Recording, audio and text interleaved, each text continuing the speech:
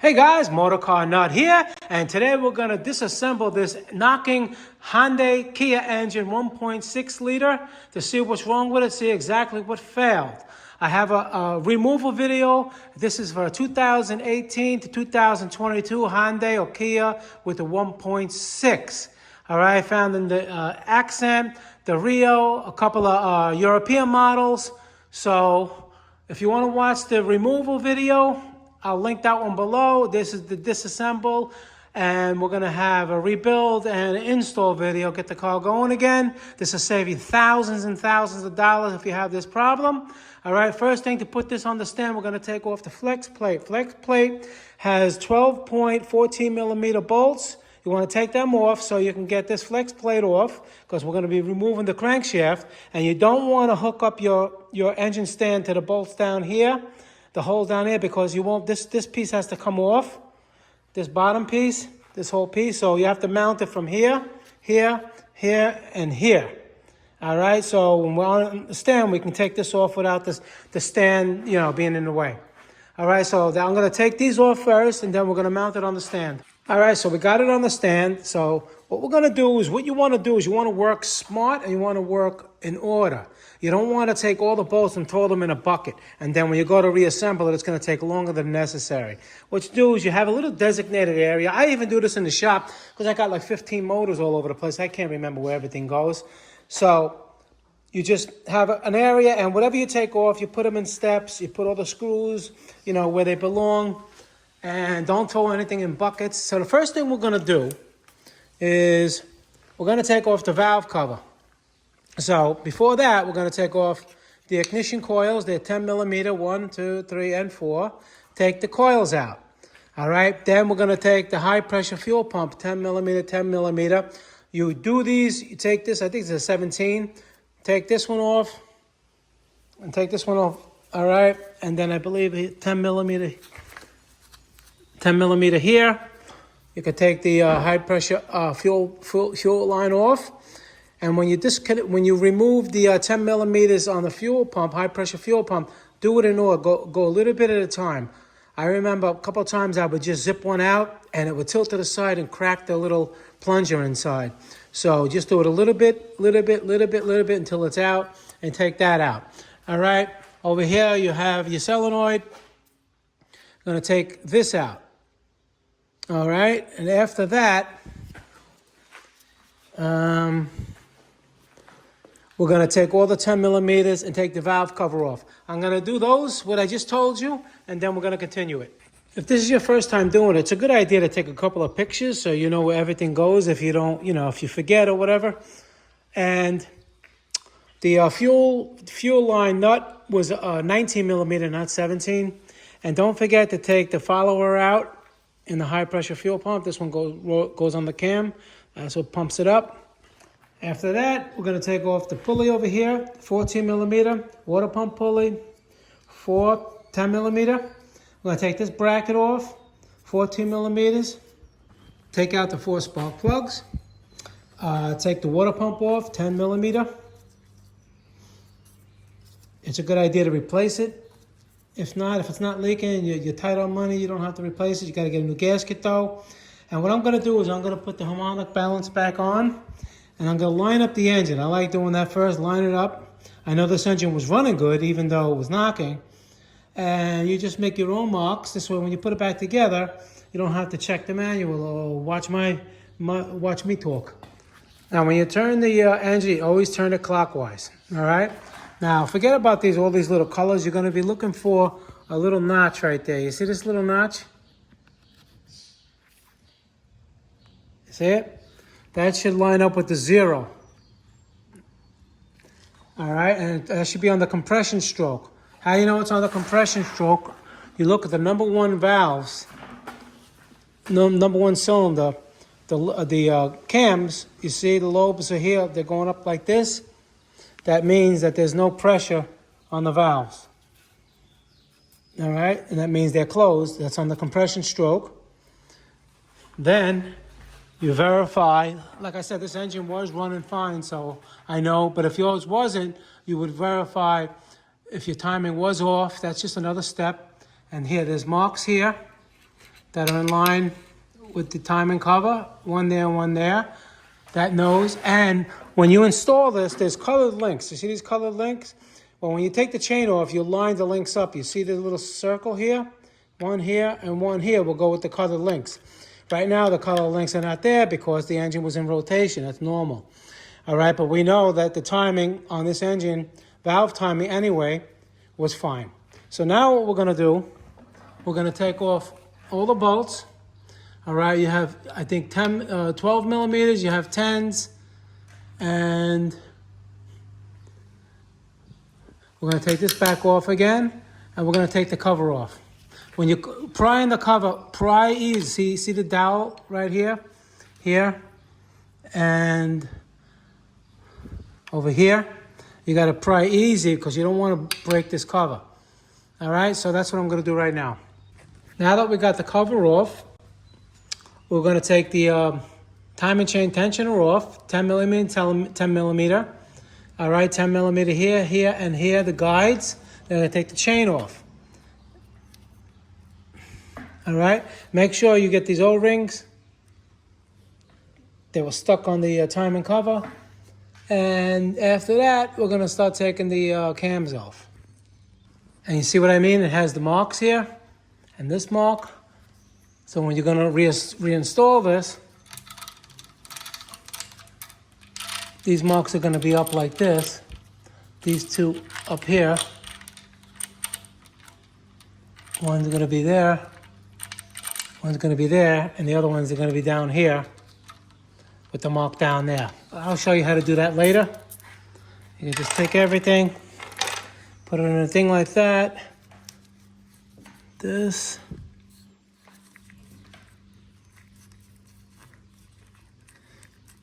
And maybe that's pressed in. I don't remember on these.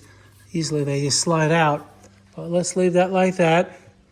So right now, we can go on the top. We're going to take this off, 10 millimeter and 10 millimeter. There's probably going to be an O-ring there. Then we're going to take all the caps off. Now, when you do the caps, you want to do like loosen 1, 2, 3, 4, 5, 6, 7, like that. You want to do it evenly. You don't want to just like lift it up on one side. Again, you don't want to distort nothing. All right, we do it easily. We want to basically take everything off pretty much straight. All right, so that's what I'm going to do right now. All right, there is an O-ring in there. You see that?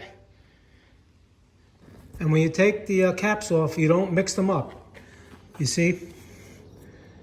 You got 4, 3, 2, 1. Everything always counts down to the front of the engine. All right, and don't mix them up with, with the exhaust or the intake. Because these are line bored when they make the cylinder head, so you can't just switch one to the other side. All right, and they can't be turned around either. So it's a good idea if you want to just take a photo of it if you're not sure. And the same thing with the buckets. All right, you get a magnet, you take them out, right? But you do not switch them over because these have shims. They're different. You see that there's numbers in there? They're all different thicknesses. So if you mix them up, the valves can start making noise and you won't know why. So you just put everything, like I just said, nice and neat. You put your intakes, your exhaust, your intakes, your exhaust cam, your intake cam. You put everything in order as it came off the engine. Very important. All right, after that, we're going to take the head bolts out so we can take the cylinder head off. You're going to need a spline drive, 10 millimeter spline drive or triple square. All right, so it looks something like this. All right, you put them in here. Nice and snug. Do not use an impact. You'll strip it and then you'll be in a world of trouble because you won't be able to get them out. You do not use an impact. You make sure you clean out the threads, blow them with compressed air, make sure there's nothing in those areas where it can just strip. Make sure it seats nice and tight and bottoms out. And then you're going to put torque and you're going to go 1, 2, 3, 4, 5, 6, 7, 8 like that. And you take all the bolts out. Don't rush because you strip one of them, you won't be able to get the head off. All right, and you just make sure you take all the washers out of each one. There's 10. All right, you can do it with a magnet. And now we're just going to take off the head. Don't pry in between the cylinder and the block. You just tap it if it doesn't come loose, but it should come right off. All right, you take the head gasket off. Here's the cylinder head over here. See all the parts nice and easy, nice and organized. And now we're going to turn it over. And this little, there's a little thing in here, a little,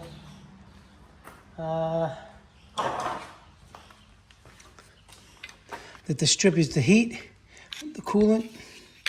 It's a little plastic thing in here. When you turn it over, this may fall out, so just take it out.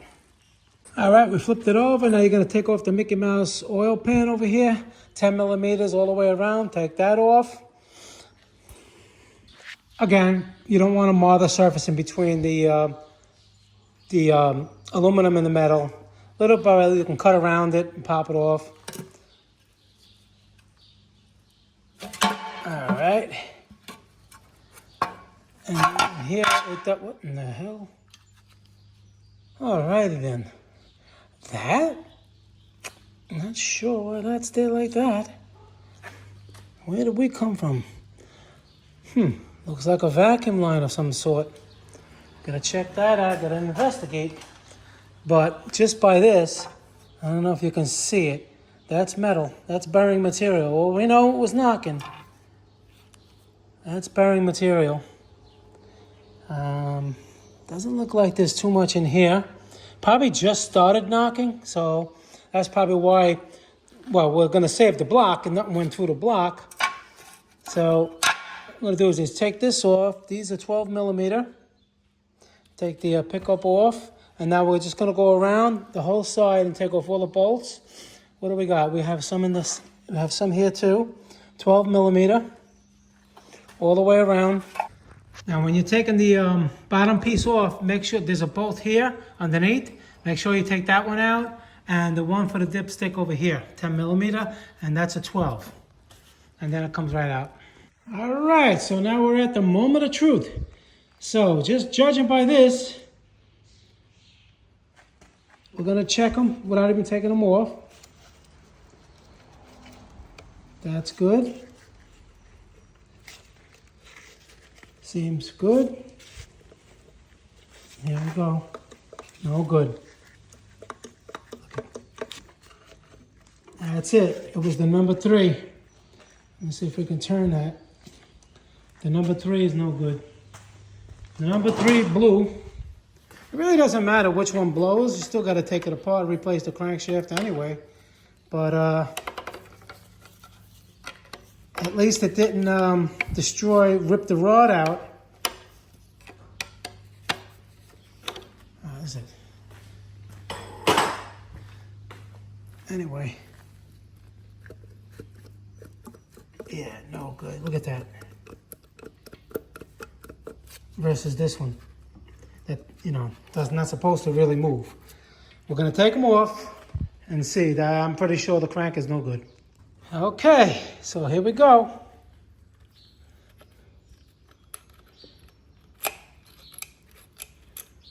Boom. Look at that.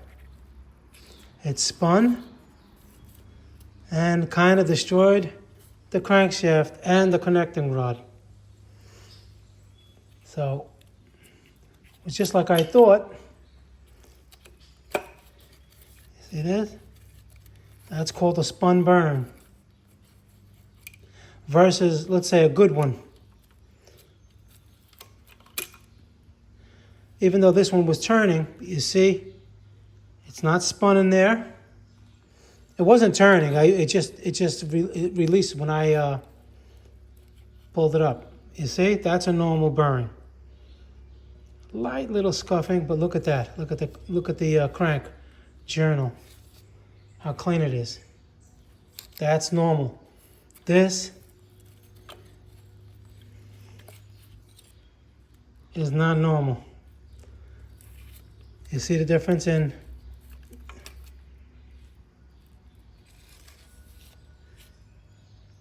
you see that it's all scored versus this one looks like a mirror.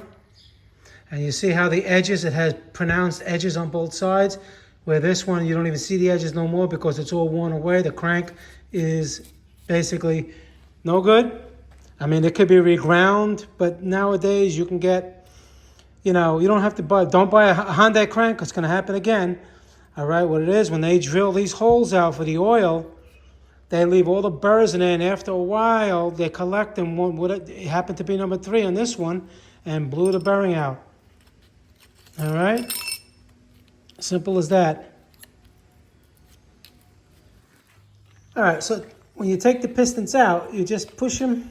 You just take the bearing cap off. You push it all the way down. Get like a little plastic, little plastic or whatever, and tap it while you're holding the bottom so you don't want the piston to fall on the floor. All right? And then they'll just come right out that way. Okay, so now looking up closely, this one is scored. You see that?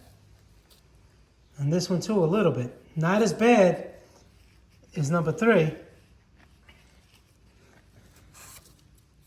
Number 3 is out of spec. You can't just put a new bearing on that. Let's say if you had some kind of maybe a little bit of a noise and you saw this probably can get polished out because you see you still have your lines on the side. You see, this is probably still in spec, just needs to be polished. And the same thing with this one, right? Because they're supposed to look like this one.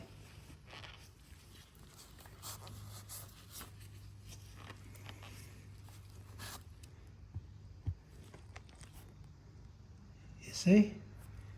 That's what it's supposed to look like. Not like this. And even though this crankshaft has to be replaced, along with, I'm going to do, the main bearings are probably good. We're going to take them off. But I'm going to put new fresh main bearings, all rod bearings, new crankshaft, and 1 connecting rod. And you see how it spins nice and freely? That's what it's supposed to do. Well, when you put them back together and you have assembly lube, it may be a little tougher, but it's not supposed to bind up. You see how nice and smooth that is? So, and why it failed? Well, they're known to clog up certain ports, and all the debris gets caught on one side, and it stays there just enough to destroy it. And then once it has a whole bunch of play, all the particles, they go all over the place inside the oil pump and circulate through the engine. So you got to make sure you have no scratches, no bad deep scratches anywhere when you're rebuilding it. All right, so I'm going to take the main caps off now. These are 12 millimeter 12 point, and the rod with 10 millimeter 12 point. And what you do, once you loosen them, like hold them both like this, and just like lightly tap here as you're pulling it off, because it's a pretty tight fit, and you'll get them off. All right, alrighty then. Now, you see that? Fine.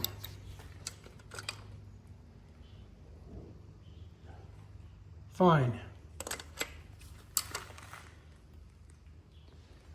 Fine. So we know it wasn't the oil pump. If the oil pump was bad, these will all be scored. All right, this one.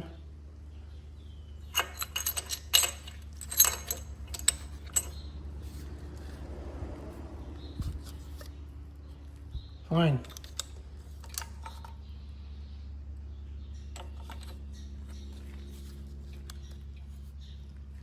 And fine. So, mains are good, but it's always good while you're in there. Might as well put new ones in there. All right, now at this point, you could do it a couple of ways.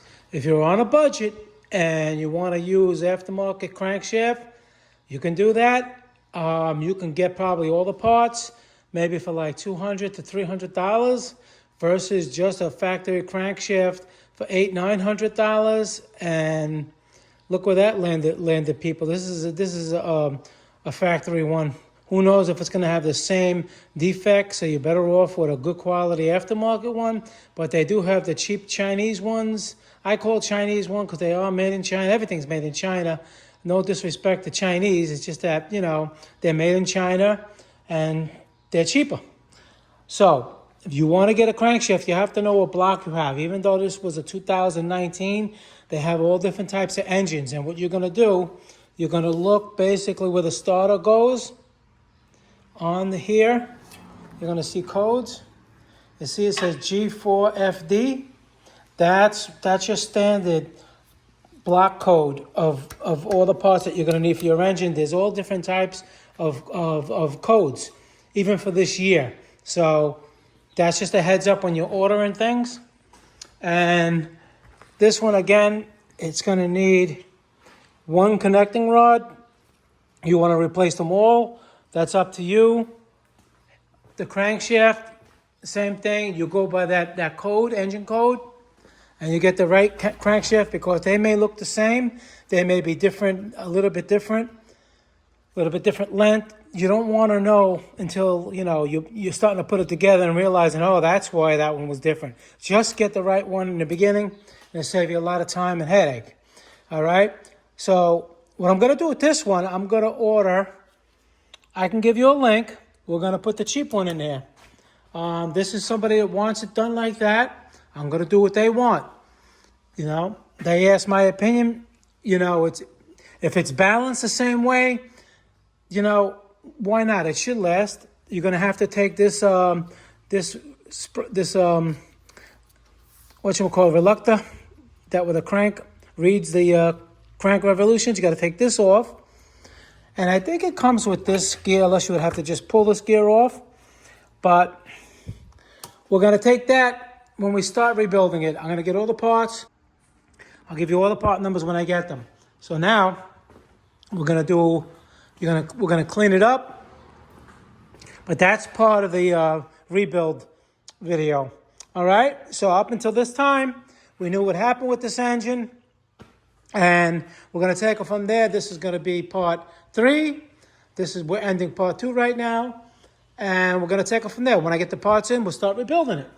All right, guys. Motorcarnut, please subscribe. Hit that like button. Any questions pertaining to this video, leave them below. I try to help everybody as much as I can. But please stick to the video on topic. I get a lot of questions, and I try to answer everybody. So if it's more on topic, it'll be easier for me to get to everybody. And you have any questions or any suggestions for new videos, just drop them below. If I can do them, I will. All right, guys, I'll see you in the next video. Thank you very much for watching.